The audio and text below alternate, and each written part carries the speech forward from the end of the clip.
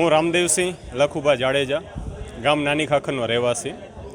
અમે અહીંયા કલેક્ટર સાહેબને નાની ખાખરમાં સર્વે નંબર 402માં ગ્રેવિટા કોપર રિસાયકલિંગ પ્લાન્ટ આવે છે તેના અનુસંધાને આવેદન આપવા આવ્યા હતા.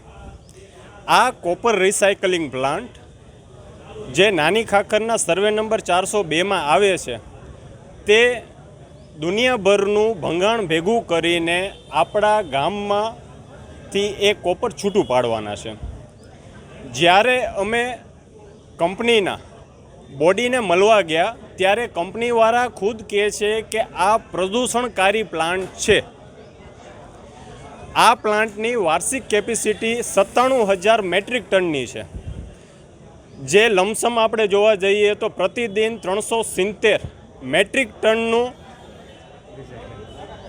સ્મેલ્ટિંગ કરશે.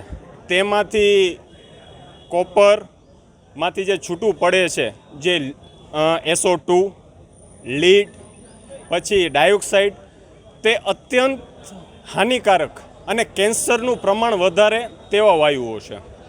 આમાંથી જે લીડ છૂટું પડે છે, જેને શીશુ કહીએ છીએ, જે રજવાડામાં કોઈને મારવા માટે સ્લો પોઈઝન માટે યુઝ થતું, તે આમાંથી બહુ છૂટું થાય છે. ગવર્મેન્ટના એક સર્વે પ્રમાણે પ્રતિ લીટર 0.01% સુધીનું માત્રા આપેલી છે. જો તેનાથી વધુ થાય તો મૃત્યુ થવાના ચાન્સીસ 100% વધી જાય છે. જે ડાયોક્સાઇડ આમાંથી નીકળે છે તે કેન્સરના પ્રમાણમાં 90% વધારો કરી દે છે. આમાંથી પ્રતિદિન કંપનીનું કહેવાનું એવું છે કે 41,000 કિલોલીટર ભૂગર્ભ જળનો યુઝ કરવાના છે.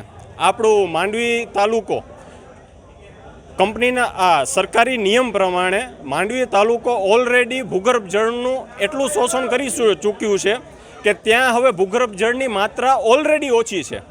તેવામાં આ કંપની 41,000 લીટર પ્રતિદિનનું ખેંચવાનું છે.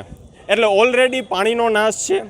આમાંથી જે ધાતુઓ અને જે વાયુઓ નીકળે છે તેનાથી આજુબાજુના 10,000થી વધારે આંબાના વૃક્ષોને હાનિકારક થશે.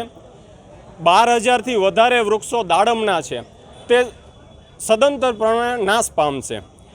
તેમજ આજુબાજુમાં 40,000થી 42,000ની વસ્તી ધરાવતો આ પ્રદેશ છે. આ આપણું કંઠી પ્રદેશ કહેવાય, જે ઓલરેડી બાગાયતી પાકથી સમૃદ્ધ છે. તેમ છતાં આ કંપની અહીંયા આવે છે. આજે અમે એ જ બાબતનું જાણ કરવા માટે કલેક્ટરશ્રીને આવેદન આપેલું છે.